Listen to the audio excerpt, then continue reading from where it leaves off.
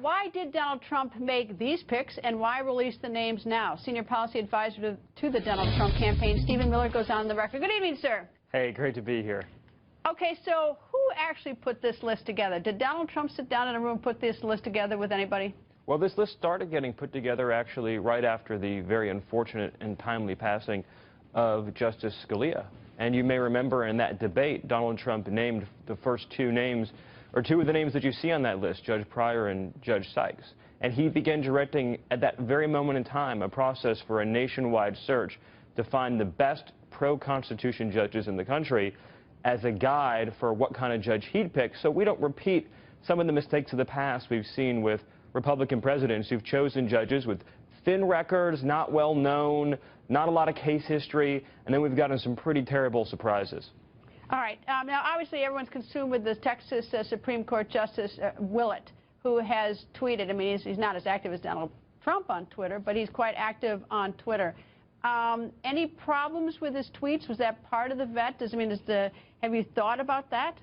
I think that what makes this list so special is the rigorousness with which the decisions were made solely and exclusively based upon what these records show about fidelity to the Constitution of the United States and a judicial philosophy that is restrained and that avoids lawmaking from the bench.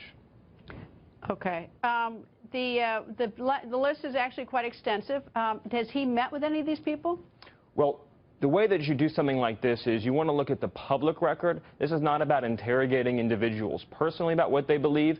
Again, this is a list where we don't have to have a secret conversation with somebody and say, hey, between me and you, what do you believe?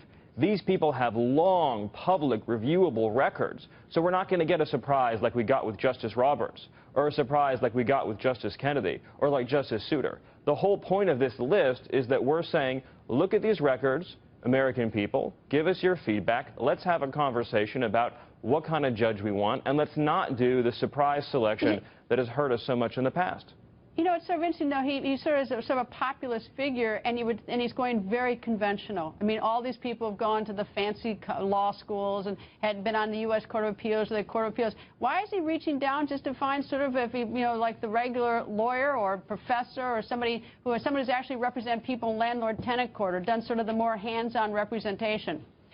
Well, I would just say, again, and not to be repetitive, but I think the point of this list was to choose people with long, verifiable, reviewable records on the court, standing up for the rule of law, standing up for American citizens whose rights have been violated, and again, not trying to do what we've done in the past to try and find some kind of not very well-known person and then be surprised later. But as far as populism is concerned, there is nothing more populist than the rule of law, because the rule of law always protects the rights of people against the elites. Sometime you and I need to have a discussion on if that's so, is that why the Fourth Amendment has gotten so many exceptions written by so many conservative justices in the Supreme Court. If that's not activism or rewriting the Constitution, I don't know what is. We're going to stand up for the rule of law, and we're going to bring crime down, and we're going to protect American families.